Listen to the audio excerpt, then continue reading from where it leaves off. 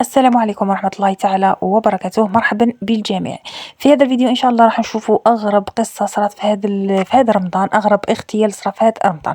كما راكم تشوفوا هاد العريسين اللي راكم تشوفوا فيهم أمامكم في الصورة، هذه المرأة اسمها فاطمة، البارح تم قتلها من طرف خطيبها وابن أخته، عفوا بنت أخته. هذه الفتاة عرضوا خطيبها، هذه الفتاة خطبوهم. جات العائلة تاع هذا الشاب خطبوا البنت هذه، مدوها لهم عادي، ورغم صغر السن، هي 15 سنة وراهي تخدم في 16 سنة، لكن الزواج ما راحش يتم حتى تبلغ سن الرشد اللي هو 19 سنة وتعقد وتتزوج براجلها. في هذا رمضان أهل الفتاة عرضوا أهل الخطيب مرتين في رمضان، ويعني يومين على التوالي. بعدها أهل الخطيب قرروا أنهم يعرضوا أهل الفتاة. بعد ما تم يعني عرضهم كامل، الأب رفض أنه يروح، حتى الأخ رفض أنه يروح معهم، لكن الأم والبنت قبلوا أنهم يروحوا. الناس بزاف تسألت، قالوا لما الأم قبلت تروح والبنت قبلت تروح، الأب والابن شكون راح يطيب لهم؟ شكون اللي راح يقوم بهم؟ راح يقعدوا غير هاك؟ يعني قالوا له كانت الأم تفكر يعني بمنطقية، كيفاش تخلي زوجها والابن تاعها يقعدوا بلا فطور في رمضان ويروحوا هما للعرضة؟ معليش نكملوا الأحداث.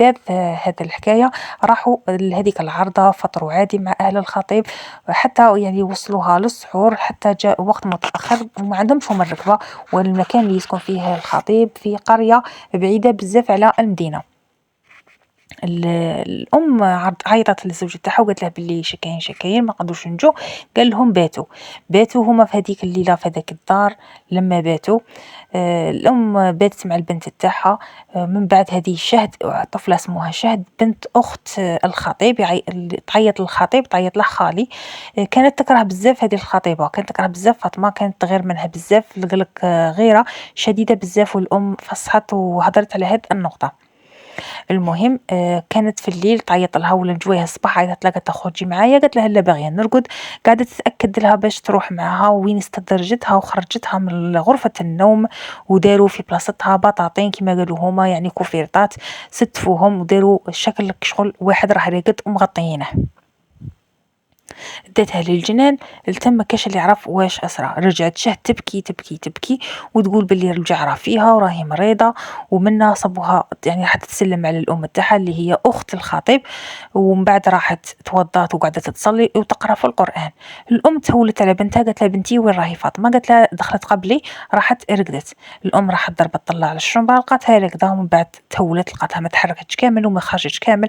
راحت ترقب عليها لقاتها يعني ما كانهاش، وهذيك غير كوفيرطات راهم مستفين ومغطيينهم. قاعده تعيط وتزقي وتقول وين راهي بنتي وين راهي بنتي وتبكي. جا الخطيب قال لها درك نحوس لك عليها، طلع ديريكت مباشره في السكنه اللي الفوق اللي كان يوجد فيها للعرس تاعه. يعني ما قالش نحوس التحت ولا نحوس في الجنان ولا نحوس من، عرف مكانها مباشره وراح للجثه تاعها. ومن بعد هود وخبر امها وقال لها باللي بنتك راهي ميته. الام بغات تطلع ما خلاهاش الخطيب، قاعده تانسيستي وتقول نروح نشوف بنتي نشوف بنتي كيفاش صرالها. طلعت لقات بنتها وجهها كامل منفوخ ومزرق وعينها خارجه ورقبتها فيها يعني كما نقولوا خمار مزيرين لها به، يعني مخنوقه، كرعيها معمرين يعني بآثار الجر، يعني مسنسرة وزرقاء، وآثار الدم على أسنانها وسايل من فمها. قاعدة تعيط. من بعد عيطوا للحماية المدنية. الحماية المدنية قالوا باللي هذه راهي جريمة قتل وما نقدروش نتوشوها. عيطوا للشرطة والأمن اللي جاو داو يعني البصمات ورفضوا الجثة. عرضوها على الطبيب الشرعي، شافوها وأكد لهم باللي العملية قام بها شخصين. شخص قام ب يعني قرض لها الرقبة تاعها بخمار، زير عليها بخمار قرضها، وشخص كان حاكمها من رجليها لأنه آثار الشد كانت موجودة على الرجل. وكما على بالكم الرجل تاعها كان لقاو فيها الطين، هذيك الطين تاع الجنان، وعلامة الجر لأنه اللي قتلها في الجنان، الطين هذيك تاع الجنان. وكي جروها من الجنان طلعوها لهذيك السكنة باش يخبيوها. الناس كامل أشارت يعني أصبع الاتهام لشهد بنت أخت هذا الخطيب الخطيب في حد ذاته.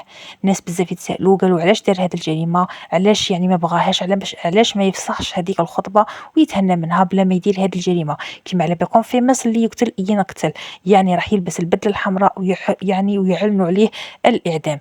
نتوما قولوا لنا ارائكم في هذا الحكايه، خاصه في خصوص انه البنت تروح يعني تروح معروضه في دار الخطيب، لانه لا في الجزائر ولا في مصر عندهم هذه العادات، وهما حتى هما يعني في العادات تاعهم البنت ما تروحش يعني لدار العريس قبل زواجها. نتوما خلونا ارائكم في التعليقات، بلا ما تنساوش الجيم والاشتراك في القناه.